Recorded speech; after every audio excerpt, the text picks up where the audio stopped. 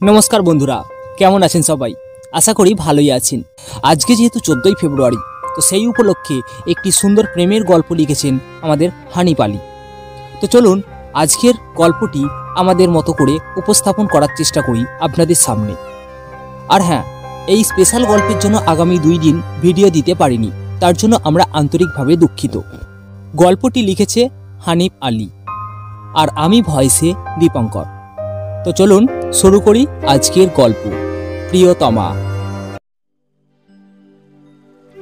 কলকাতার বড় বড় বিল্ডিং দেখলে মনে হয় এখানে মানুষেরা ভালোবাসতেই জানে না, তারা শুধু টাকার পিছনে ছুটতে জানে।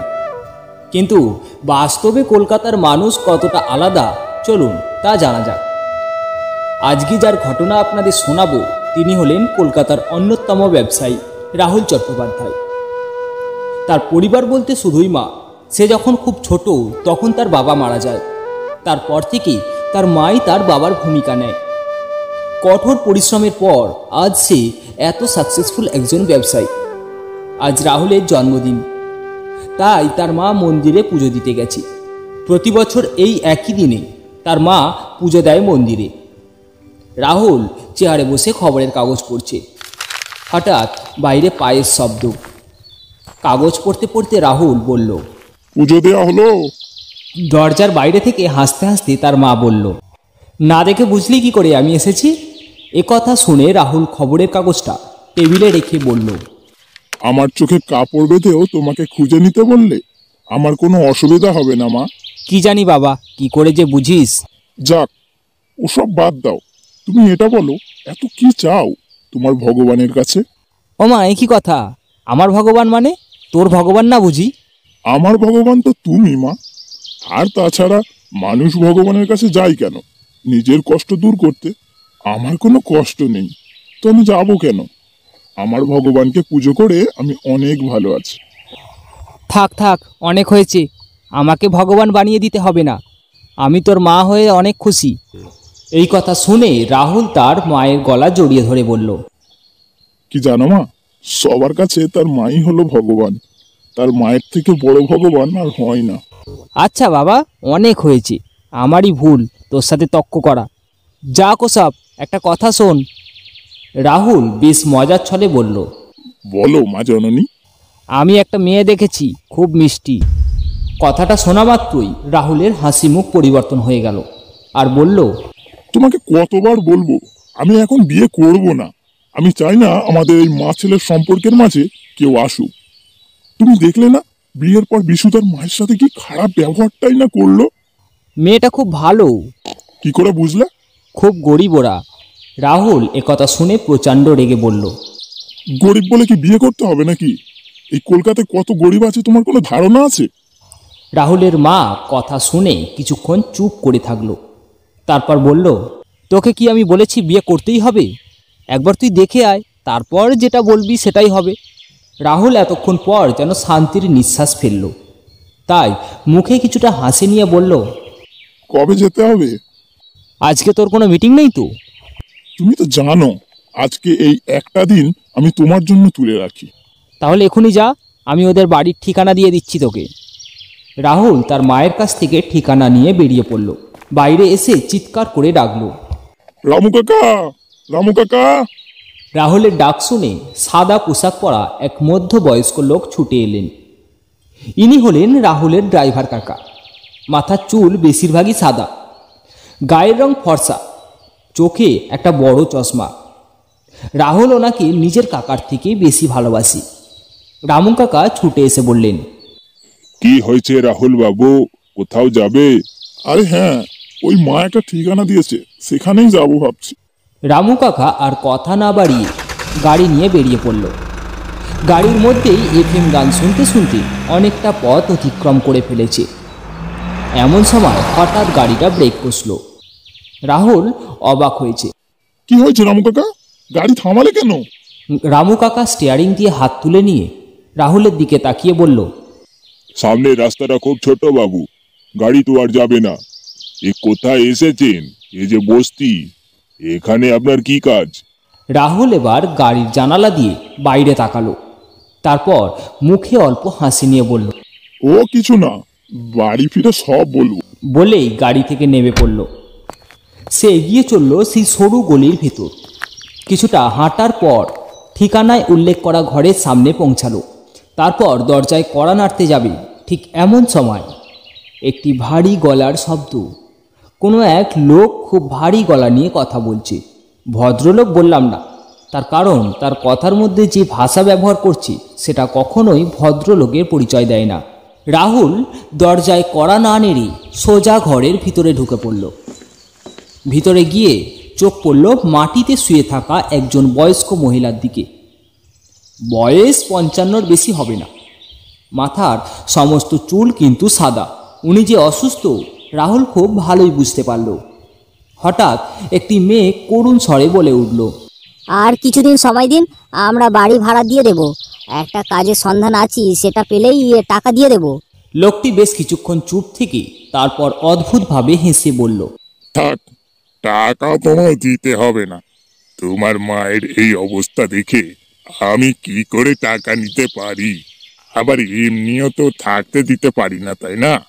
আমি বলি কি, টাকা দিতে হবে না, রাতের বেলা শুধু একটু সেবা করলেই হবে। বুঝতে পেরেছ কি বলতে চাইছি আমি? রাহুল এই কথা শুনে গম্ভীর স্বরে বলল, বলি সেবা করার সুযোগটা আমাকে দে, কথা দিচ্ছি জীবনে ভুলতে পারবি না আমার সেবা। লোকটি রাহুলের কথা শুনে পেছনে তাকালো।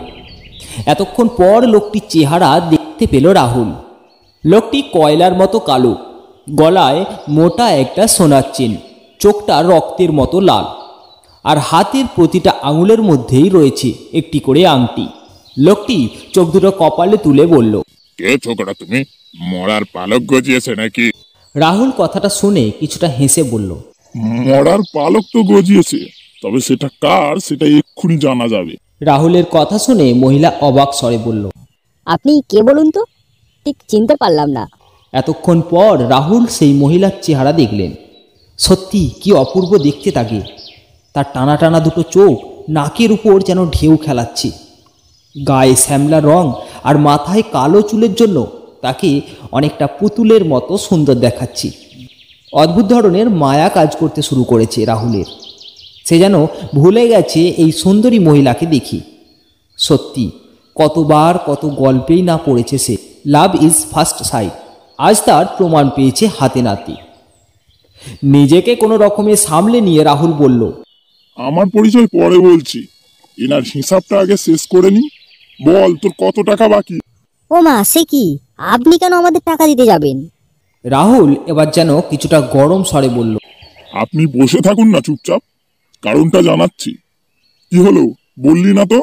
কত টাকা পাস? লোকটি রীতিমতো ভয় পেয়েছে, তাও গম্ভীরভাবে বলল, আমি তোমার বাবার বয়সী, আমাকে তুমি তুই বলছো? এই শিক্ষা দিয়েছে তোমার বাবা? রাহুল কিছুটা হেসে বলল, ও মা, এ কি শুনছি? ভূতের মুখে রাম নাম।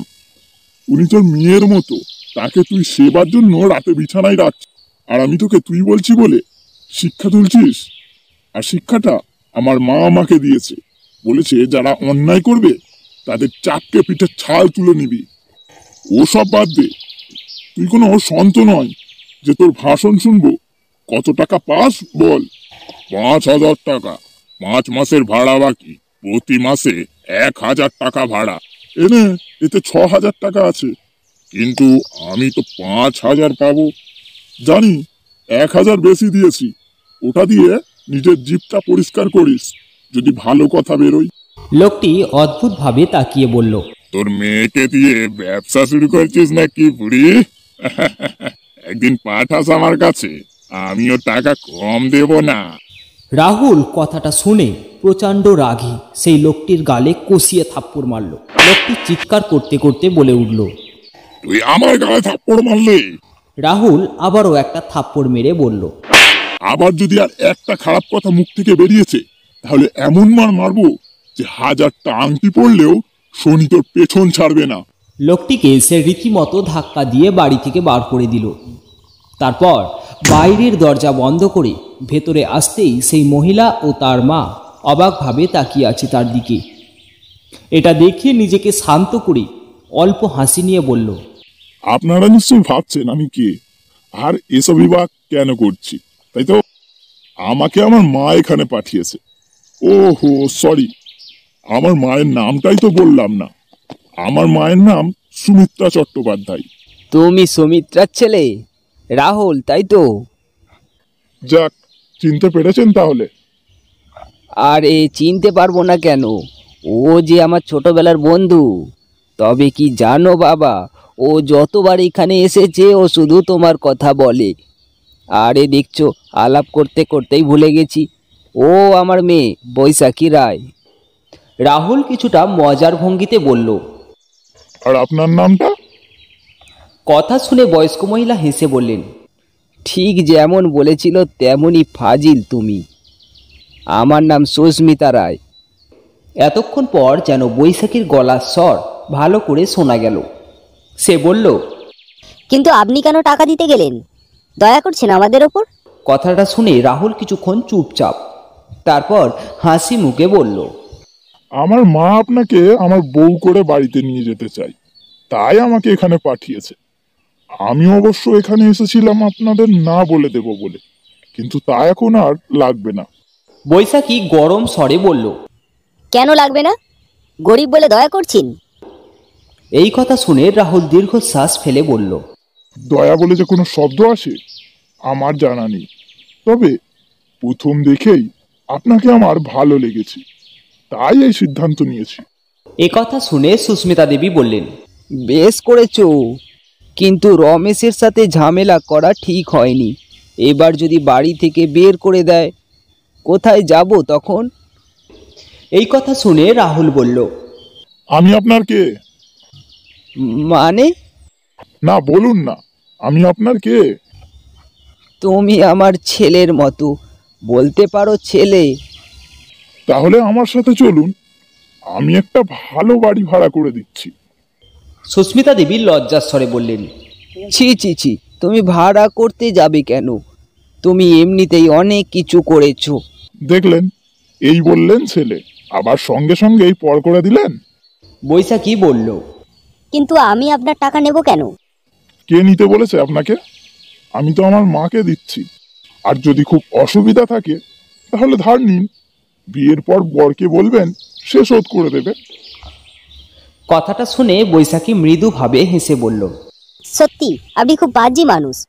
তারপর রাহুল তাদের একটি ঘরের সন্ধান করে দিল। ঘরের যিনি মালিক তিনি খুব অমায়িক মানুষ। তার একটি মাত্র ছেলে আর স্ত্রী সাবিত্রী থাকে ওই বাড়িতে। রাহুল ওনাদের বিদায় জানিয়ে ফিরে আসলো। এইভাবেই বেশ কিছুদিন কেটে গেল। তারপর যেন আর কোনো কাজেই মন বসছে না, সব কিছুতেই বৈশাখীর চেহারা দেখতে পাচ্ছে। তাই দেখা করার জন্য বেরিয়ে পড়ল তাদের বাড়ির উদ্দেশ্যে। হাঁটা পথ, 2-3 মিনিট হাঁটার পর তাদের বাড়িতে এসে উপস্থিত হলো। ঘরের ভেতরে ঢুকবে এমন সময় শুনতে পেল সুস্মিতা দেবী বলছি, তুই এটা ঠিক করছিস না বৈশাখী? তুই তো খুব ভালো করে জানতিস যে রাহুলের সাথে তোর বিয়ে হবে, তাহলে কেন আবার এসব? রাহুল এই কথার মানে কিছুই বুঝতে পারছে না, তাই সেখানেই দাঁড়িয়ে শুনতে শুরু করলো আবারও। এবার বৈশাখীর গলার স্বর, সে বলল, তো আমি বিশ্বাস করো মা, আমি বুঝতে পারিনি কখন যে সুরেশকে ভালোবেসে ফেলেছি আমি নিজেই জানি না। কথাটা শোনা মাত্রই তার যেন পায়ের নিচ থেকে মাটি সরে গেল। এ কি শুনলো সে, নাকি ভুল শুনলো? এটা ভেবে নিজের কানটা আরও বেশি খাড়া করে শুনতে শুরু করলো।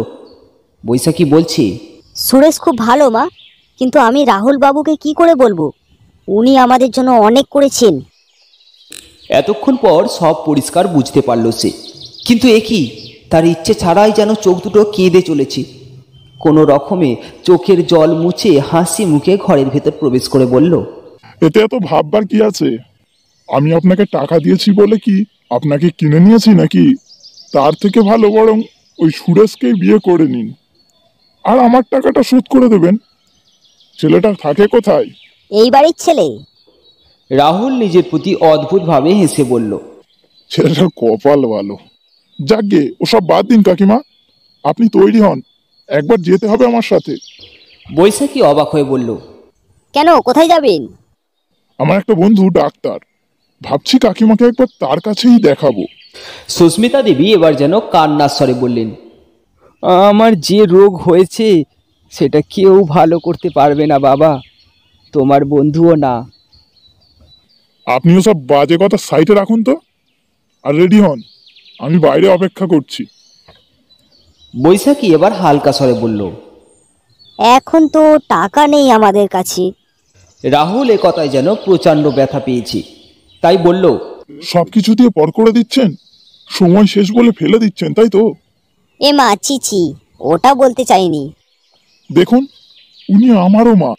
আপনি কি করছেন আমি দেখতে যাব না, কিন্তু উনি কি করছেন সেটা দেখা আমার দায়িত্ব। এটুকু অন্তত করতে দিন। বৈশাখী মিষ্টিভাবে হেসে বলল, আচ্ছা ঠিক আছে, আপনার সাথে কথায় পারা যাবে না। তারপর তারা গাড়ি নিয়ে বেরিয়ে গেল। বেশ কয়েক ঘন্টা পর ফিরে এলো গাড়ি। গাড়ির দরজা খুলে হাসি মুখে বেরিয়ে আসছে সুস্মিতা দেবী। বৈশাখী রীতিমতো ছুটে গেল তার কাছে, তারপর বলল, কি বললো মা ডাক্তার? ওসব কোনো খারাপ অসুখ করেনি ওনার, এখনো অনেক দিন বাঁচবেন। কথাটা শুনে বৈশাখী তার মায়ের মুখের দিকে তাকালো। তার মায়ের মুখে মিষ্টি হাসিটা দেখে সে খুশিতে চিৎকার করে কেঁদে উঠল।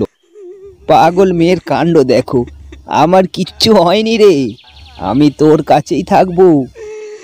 বেশ কিছুক্ষণ জড়িয়ে ধরে কাঁদতে থাকলো বৈশাখী। তারপর চোখ যখন রাহুলের ওপর পড়ল, তখন সে বলল, আপনাকে অনেক ধন্যবাদ রাহুল বাবু। আপনি ঈশ্বরের দূতের মতো আমাদের পাশে এসে না দাঁড়ালে আমাদের যে কি হতো। রাহুল এ কথা শুনে হালকা হেসে বলল, এই বাবু কথায় না অনেক সম্মান, কিন্তু ভালোবাসা নেই।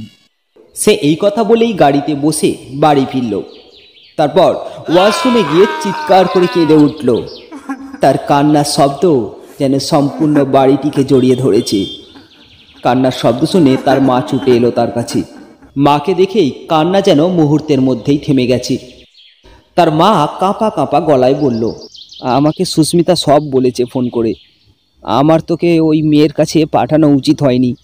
মায়ের মুখে এই কথা শুনে আবেগ আরও বেড়ে গেল তার। মায়ের গলা জড়িয়ে চিৎকার করে কাঁদতে লাগলো সে। তার কষ্ট দেখে সুমিত্রা দেবীও নিজেকে সামলাতে পারল না, সেও কেঁদে চলল, ছেলের কান্নার সাথে সুর মিলিয়ে। বেশ কিছুক্ষণ এভাবেই চলল। তারপর রাহুল নিজেকে কোনো রকম সামলে নিয়ে বলল, খুব খিদে লেগেছে মা, খেতে দাও। কোনো রকমে সেই দিনটা কাটলো। এভাবে যত দিন যায় তত রাহুলের কষ্ট বাড়তে থাকে। একদিন সে বসে চা খাচ্ছে, এমন সময় মোবাইলটা বেজে উঠল। কলটা তুলতেই বৈশাখী ভারী স্বরে বলল, আপনি একবার আসতে পারবেন রাহুল বাবু? কথাটা শোনা মাত্রই বেরিয়ে পড়ল রাহুল বৈশাখীদের বাড়ির উদ্দেশ্যে। কিছুক্ষণ হাঁটার পর দরজায় কড়া নাড়ল সে। সঙ্গে সঙ্গে দরজা খুলে দিল বৈশাখী। সে যেন অপেক্ষায় বসেছিল। রাহুল ভেতরে ঢুকে অবাক হয়ে বলল, কাকিমা ঠিক আছে তো? কথাটা বলা মাত্রই সুস্মিতা দেবী পাশের রুম থেকে বের হলেন আর বললেন, আরে বাবা, তুমি এখানে? তা কি ব্যাপার? রাহুল অবাক হয়ে বলল, না মানে বৈশাখী আমাকে ডেকে পাঠালো।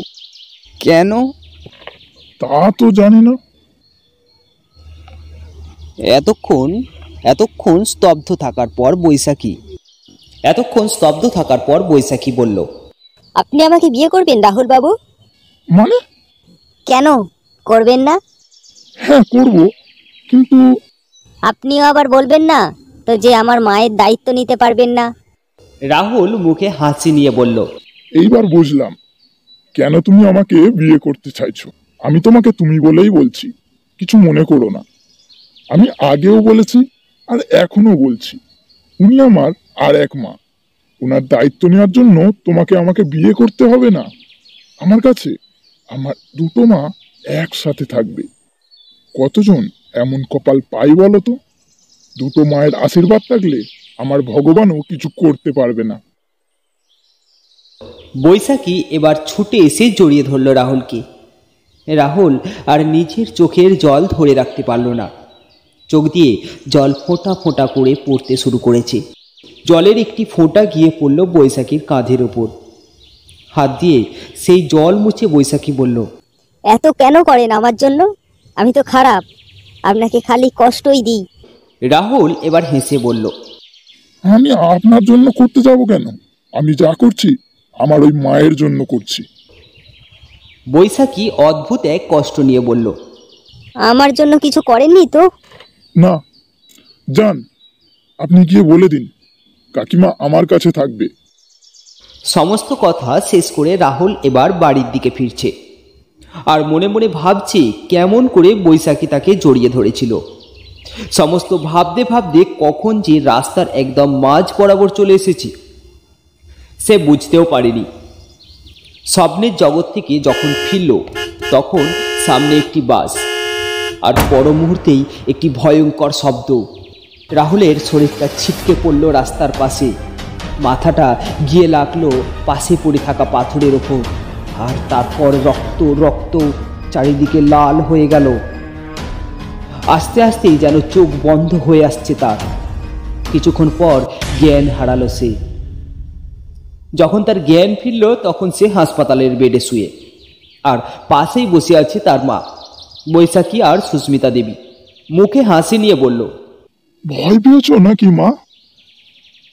ভেবেছ আমি আর বাঁচবো না? আমি তোমাকে ছেড়ে কোথাও যাব না মা। খারাপ কথা বলবি না, কোনোদিন কথা বলবো না বলে দিচ্ছি। বৈশাখী বলল, ঠিক বলেছে কাকিমা, কেউ কথা বলবো না আপনার সাথে। তোমাদের কাউকে কথা বলতে হবে না, কাকিমা বলবে। কি কাকিমা, আমার ওপর রাগ করে থাকবেন? দূর পাগল, মায়েরা কোনোদিন ছেলের ওপর রাগ করে থাকতে পারে? হঠাৎই ডাক্তার এসে উপস্থিত হলো।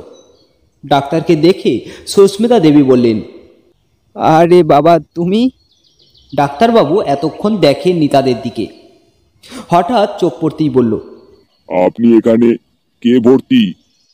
এই যে আমার পাগল ছেলেটা। ডাক্তারবাবু উঁকি মেরে দেখে বলে উঠল, আরে রাহুল, তুই এখানে? কি করে হলো এইসব? হাই সালা, তুই এখানে কি করছিস?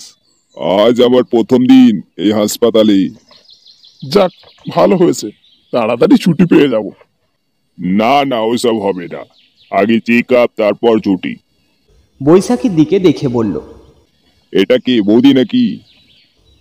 রাহুল কিছুটা হেসে বলল, না রে, ও হলো বৈশাখী, আর বৈশাখী ও হলো রোহিত, আমার বন্ধু। কাকিমাকে ওর কাছেই নিয়ে গিয়েছিলাম, ওই দেখে বলল কাকিমা সম্পূর্ণ সুস্থ। কথাটা শুনে বৈশাখী হাসি মুখে বলল, অনেক ধন্যবাদ আপনাকে। এতে ধন্যবাদের কিছু নেই, এটা আমার কর্তব্য। আর বাই দ্য ওয়ে, তোর বডি চেক আপ হয়েছে? বডি চেক আপ তো হয়েছে, কিন্তু রিপোর্ট দেয়নি। আচ্ছা, ওটা আমি দেখে নিচ্ছি। এই কথা বলে চলে গেল রোহিত। দেখতে দেখতে সন্ধ্যা নামল চারিদিকে। রাহুল বলল, মা, তোমরা বাড়ি চলে যাও, রোহিত তো আছে, তাছাড়া এখানে থাকার ব্যবস্থা নেই। এই কথা শুনে তার মা কিছুটা বিনয়ের স্বরে বলল, না আমাকে এখানে থাকতে দে না তোর সাথে। কাকিমা, তুমি বোঝাও না মাকে। সুস্মিতা দেবী বললেন, ও ঠিক বলেছে, চল আমরা চলে যাই। অনেক বোঝানোর পর তার মা বাড়ি যেতে রাজি হলো। তারপর রাহুলের কপালে একটা চুমু দিয়ে চলে গেলেন তার মা। কিছুক্ষণ পর রোহিত এলো। তারপর সারা রাত গল্প করে কাটালো। পরের দিনই ছুটি দিয়ে দিল রাহুলের। বাড়ি ফিরে মাকে জড়িয়ে ধরে কাঁদতে লাগলো রাহুল। দেখো দেখি, একটা দিন মাকে ছেড়েছিলিস, তাতেই কেঁদে ফেললি। আমি যখন মারা যাব তখন কি করবি? এমনিতে এ কথা বললে রাহুল রেগে গিয়ে কথা বলে না, কিন্তু আজ সে আরও কাঁদছে। তার মা তার কান্না থামানোর জন্য বলল, এ বাবা, এত বড় ছেলে কাঁদছে, লোকে দেখলে কি বলবে জানিস? তোমার ছেলেটা মেয়েদের মতো কাঁদে কেন গো? ও কি ছিচকাঁদনি? এ কথা শুনে রাহুলের কান্না মুখে হাসি ফুটেছে। যা স্নান করে ফ্রেশ হয়ে নে, আজ তোর জন্য ইলিশ মাছ করেছি, তুই খুব ভালোবাসিস তাই না? রাহুল কিছু না বলেই ওয়াশরুমে চলে গেল। এভাবে দিনটা কেটে গেল। রাতে হঠাৎ চোখ পড়ল ফোনের মধ্যে বৈশাখীর মেসেজে লেখা, মাকে আপনি দেখবেন রাহুল বাবু, আমি অনেক দূরে চলে যাচ্ছি। এতটা পরেই তীরের গতিতে ছুটল রাহুল। বাড়ি থেকে বেরিয়ে বৈশাখীদের বাড়ি পৌঁছেতেও বেশি সময় লাগেনি তার। ততক্ষণ বৈশাখী একটি শাড়ি দিয়ে গলায় ফাঁস দিয়েছে। রাহুল কোনো কথা না বলেই দরজায় এসে লাথি মারল। দরজা ভয়ঙ্কর শব্দ করে ভেঙে পড়ল। দরজা ভাঙার শব্দ শুনে পাশের রুম থেকে ছুটে এলো সুস্মিতা দেবী, আর এসে দেখতে পেল পাখায় বৈশাখীর ঝুলন্ত দেহ ছটফট করছে। রাহুল কোনো রকমে তাকে সেখান থেকে নামালো। তারপর শরীরের সমস্ত শক্তি দিয়ে একটা চড় মারল বৈশাখীর গালে। বৈশাখী এবার অঝরে কাঁদতে শুরু করেছে। তার কান্না দেখি সুস্মিতা দেবী ছুটে গিয়ে বললেন, কি হয়েছে মা? কেন এমন কাজ করতে যাচ্ছিলি? আমি তো তোকে কিছু করতে বাধা দিই নাই। বৈশাখী এবার যেন চিৎকার করে কেঁদে উঠল আর বলল, সুরেশ আমায় ধোঁকা দিয়েছে মা, আমি বাঁচতে চাই না। তাহলে তোমার মায়ের কি হবে? কে দেখবে তাকে? তুমি চলে গেলে? কেন, আপনি দেখবেন না আমার মাকে? না, আমি কেন দেখব? আমি তোমার মায়ের দায়িত্ব নিতে পারবো না। এই কথাটা শুনে বৈশাখী বলল, আপনি মিথ্যে বলছেন তাই না? আমি যেন সুইসাইড না করি তার জন্য মিথ্যে বলছেন না? এবার রাহুল আরো বেশি রেগে গিয়ে বলল, তোমার মাথায় কি সমস্যা আছে? তুমি কি করছো আমার জন্য? আমি শুধুই তোমাকে ভালোবেসে যাচ্ছি, আর তুমি? আরে চাই না এমন ভালোবাসা, চাই না তোমার মা।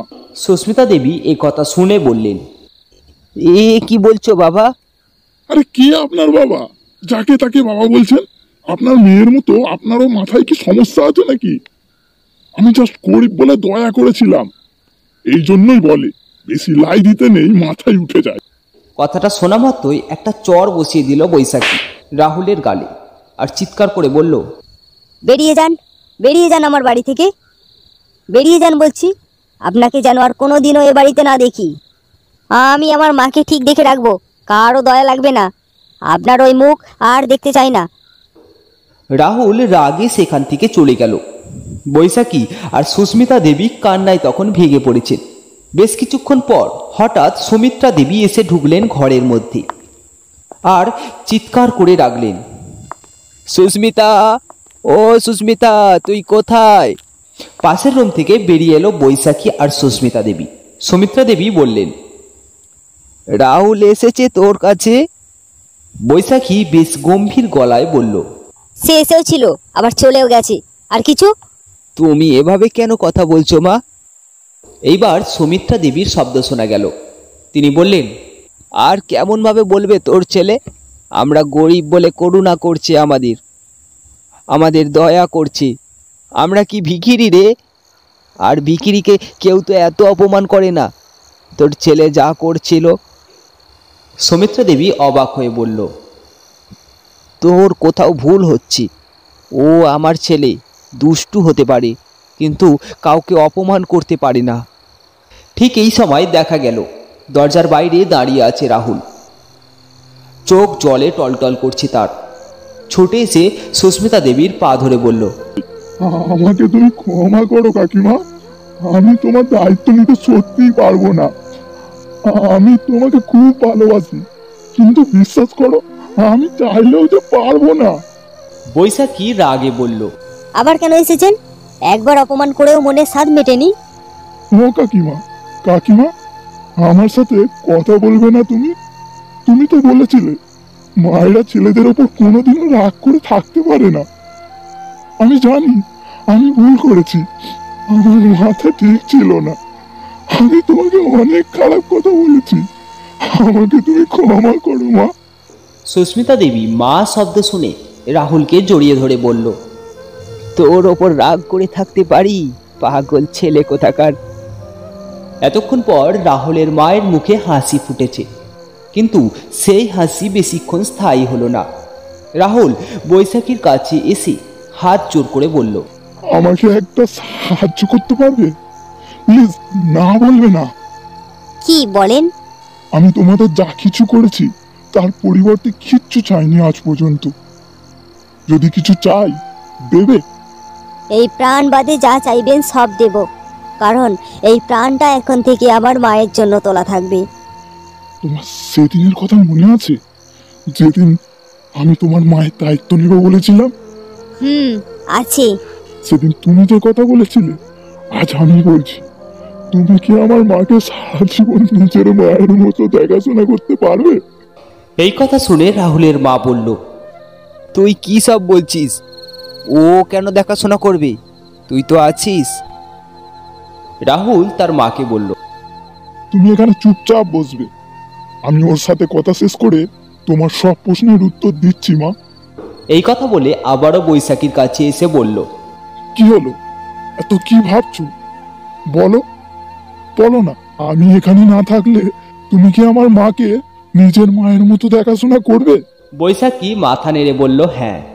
তারপর রাহুল আবার বলতে শুরু করলো, শুধু দেখাশোনা করলে কিন্তু হবে না, ভালোবাসতেও হবে আমার মতো।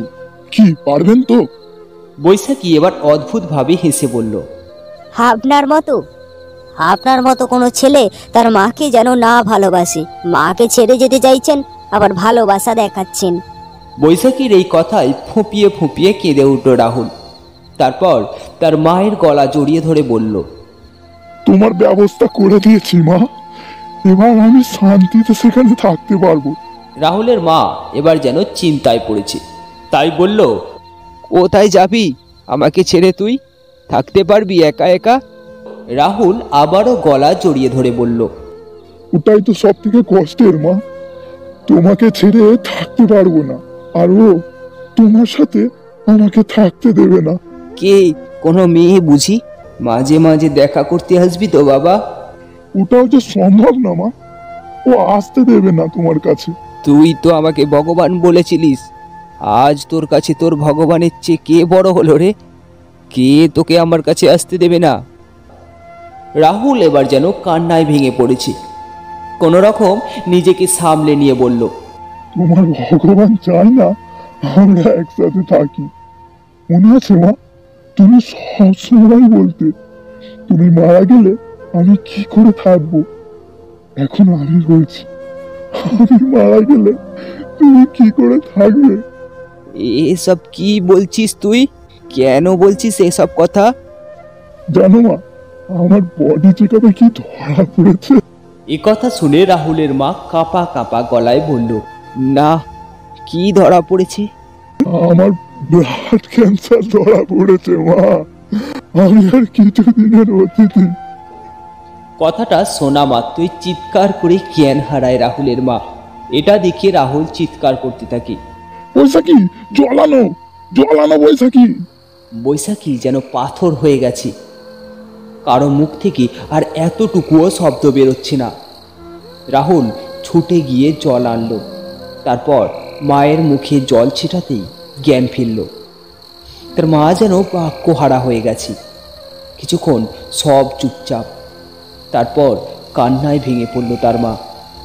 হ্যাঁ, আমি বলেছিলাম, দেখলি তো সুস্মিতা, আমার ছেলেটা খারাপ না, ও পাজি হতে পারে, কিন্তু কাউকে অপমান করবে না। কোথাও ভুল হচ্ছে। রাহুলের মায়ের কান্নার শব্দে বৈশাখীরও যেন জ্ঞান ফিরেছে। রাহুল বৈশাখীর দিকে তাকিয়ে বলল, তুমি ঠিক বলেছ, আমার মতো এমন খারাপ ছেলে যেন ভগবান কাউকে না দেয়। এ কথা শুনে বৈশাখী কাঁদতে কাঁদতে বলল, আমাকে আপনি ক্ষমা করে দিন রাহুল বাবু, আমি আপনার ভালোবাসা বুঝতে পারিনি। এখন বুঝেছি, আপনি আজকেই আমাকে বিয়ে করবেন। সেটা আর সম্ভব না। বৈশাখী রাহুলের দুটো পা ধরে বলতে লাগলো, আমি আপনার দুটো পায়ে ধরছি, আমাকে এত বড় শাস্তি দিবেন না। আমি সারা জীবন আপনার স্ত্রী হয়ে বাঁচতে চাই। বৈশাখীর অনেক প্রচেষ্টার পর রাহুল রাজি হলো। তারপর তাদের বিয়েও হলো। আজ তাদের বিয়ের প্রথম দিন। সারাদিন খুব আনন্দে কাটার পর রাত নামল। মায়েদের সাথে দেখা করে রাহুল এসেছে তার স্ত্রী বৈশাখীর ঘরে। ঘরের মধ্যে ঢুকেই বৈশাখী বলল, আপনি ওষুধ খেয়েছেন রাহুল বাবু? বৈশাখীর কথার উত্তরে রাহুল শুধু বলল, হ্যাঁ। বিছানায় উঠে গেল। তারপর বেশ কিছু সময় ধরে অনেক গল্প করলো তারা। রাহুল বলল, আচ্ছা বৈশাখী, একটা কথা বলবো? বলুন। আমি তোমাদের যখন ছেড়ে চলে যাব। কথাটা শেষ হবার আগেই বৈশাখী বলল, আপনি এবার ফালতু কথা শুরু করেছেন। কিচ্ছু হবে না আপনার, আমি কিচ্ছু হতে দেব না। আচ্ছা ঠিক আছে, তাও বলছি আমার মাকে একটু দেখো, উনি না খুব ভালোবাসেন আমায়। আমি চলে গেলে উনি অনেক ভেঙে পড়বে। বৈশাখী কথা শেষ করার জন্য বলল, ঘুমিয়ে পড়ুন, কাল সকালে উঠতে হবে তো। রাহুল ঘুমাতে যাবে। ঠিক এমন সময় শুরু হলো সমস্ত শরীরের যন্ত্রণা। সে এক ভয়ঙ্কর যন্ত্রণা, ছটফট করছি। আর মুহূর্তেই মনে পড়ে গেল রোহিতের সেই কথাটা। সে বলেছিল, যখন তোর সময় একদম শেষ তখন একটা ভয়ঙ্কর যন্ত্রণা হবে। তার চোখ জলে ভরে উঠল। বৈশাখীর দিকে তাকিয়ে সে বলল, আর তোমার সাথে থাকতে পারলাম না, তবে এতদিন যেটা বলতে পারিনি আজ সেটা বলছি। আমি তোমাকে খুব ভালোবাসি, যা করেছি শুধু তোমার জন্য। বিশ্বাস করো, আমি তোমায় এটাও বলতে পারবো না যে তোমার জন্য জান দিয়ে দিতে পারি। আমি মরতে চাই না, আমি তোমার সাথে বাঁচতে চাই। আমাকে তুমি বাঁচাতে পারবে না? তুমি তো বলেছিলে তুমি বাঁচিয়ে নেবে, প্লিজ বাঁচিয়ে নাও। বৈশাখী চিৎকার করে কাঁদতে কাঁদতে বলল, তোমার কিচ্ছু হবে না, আমি বলছি তো। এই রাহুল, দেখো দেখো, কিচ্ছু হবে না তোমার। একথা বলে বুকের ভেতরে জড়িয়ে ধরল। কিন্তু এ কি? রাহুল কান্না বন্ধ করে এখন হাসতে হাসতে বলল, বাবা মা সেই ছোট্টবেলা থেকে নাম দিয়েছিল রাহুল, কিন্তু আজ তোমার ডাকে সেটা সম্পূর্ণ হলো। কি জানো বৈশাখী, বাবু শব্দের মধ্যে সম্মান আছে কিন্তু ভালোবাসা নেই। এই কথা বলে স্থির হয়ে গেল রাহুলের জীবন্ত দেহটা। বৈশাখী বুকে জড়িয়ে ধরে চিৎকার করে কেঁদে চলল। আর চিৎকার শুনে সুমিত্রা দেবী ও সুস্মিতা দেবী ছুটে এলেন। কিন্তু না, রাহুলের জীবনের গল্প তখন শেষ।